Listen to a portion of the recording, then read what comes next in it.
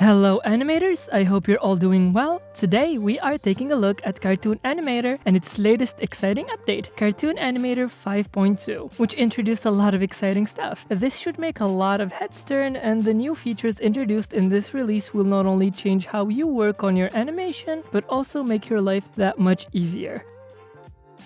With that being said, and for full transparency, this video is sponsored by Reallusion. Reallusion, with their assortment of tools like iClone, Character Creator, and our subject for today's video, Cartoon Animator, was always about reinventing and making animation more accessible to a wider audience, and in the process, making animation easier for seasoned users as well, especially in the last few years. Cartoon Animator is finding its strides by presenting a workflow that animators are gravitating towards. Nowadays, you can safely say that the software is one of the best, if not the best, especially when it comes to rigged 2D animation. All of that taking into account that the software does so much more and is able to integrate itself virtually into any pipeline. It can work seamlessly and export to and from any major design software. It supports vector and raster graphics and can be used for a plethora of different fields.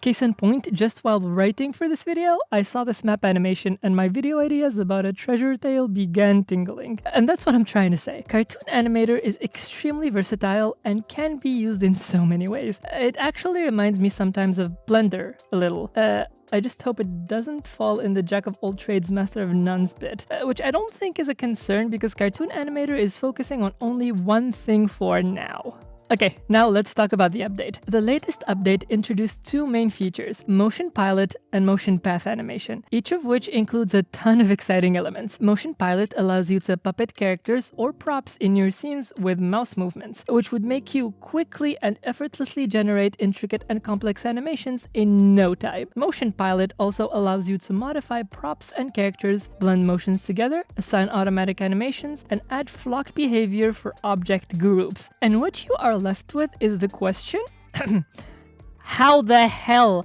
has nobody thought of this before? I mean, it just makes a lot of sense, at least from a functionality standpoint to use your mouse, but maybe not. The other feature in path animation, which will enhance path editing tremendously and open up a ton of avenues to be able to animate all sorts of paths in Character Animator, including using the mouse recorded path as a path, doesn't sound exciting when I say it out loud. But trust me, these are some exciting stuff. Trust me, bro.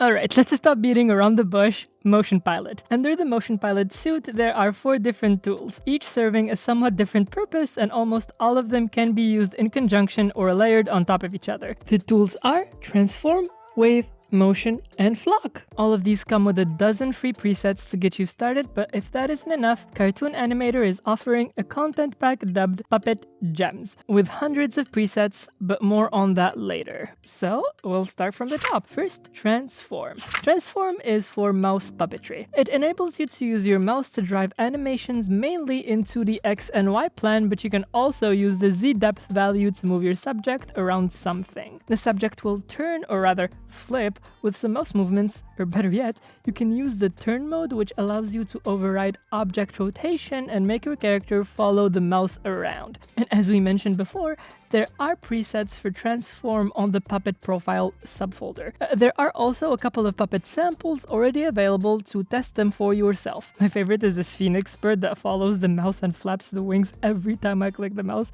Next is Wave. And no, this has nothing to do with sea waves, even though it can be used in that way. Wave is similar to Transform movement, but it expands and lets you assign automatic waves or repetitive movements on top of the Transform movement. The animation can be activated using mouse movements by clicking the Use Mouse Movement box. In this case, if you keep the mouse still, nothing will happen till you move your mouse. Thirdly, Motion Pilot allows you to create animations and blend them together seamlessly. This feature can be used with any type of motion, including character motion, FFD motion, elastic or prop motion, and even image sequences. This process can also be used for transform, opacity, sprite, and deform animations and can be triggered with mouse movements and clicking. If you expand the motion settings section, you will find the blend motion option where you can select and add any animation to blend with your movement. You are going to be able to control the speed of the animation and reverse animation upon a mouse click. And last but not least, we have Flock, which allows you to puppet multiple objects at the same time. Basically, you can assign a leader object, which will share the properties with predefined sub-objects. The flock can be animated simultaneously, or you can use a uniform or random delay, in which case it will take a moment before the flock reacts. The delay can be adjusted manually. Some usages for this feature is animating a school of fish, a flock of birds,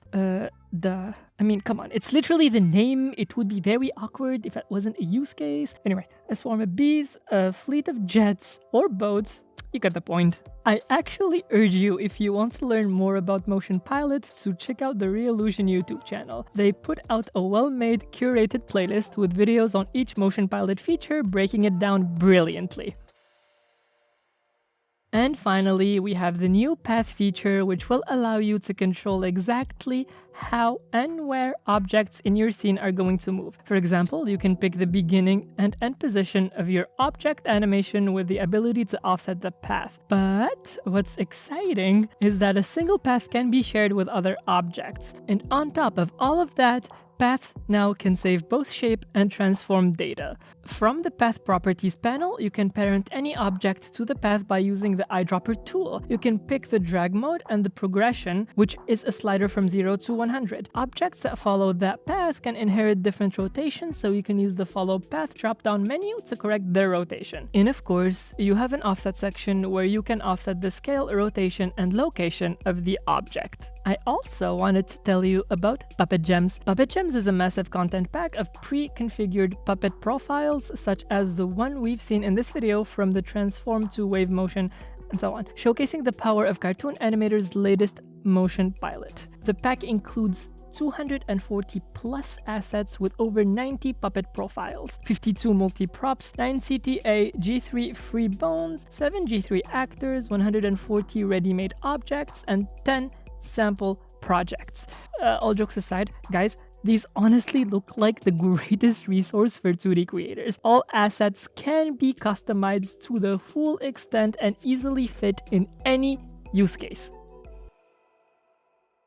So, if you like what you see and you want to get your hands on Character Animator 5.2 and try it for free, you can follow the link in the video description. I hope you found this video useful. If you did, please give it a thumbs up and leave your comment down below. Thank you so much for watching. Thank you for Reallusion for sponsoring this video, and we'll see you next time. Take care.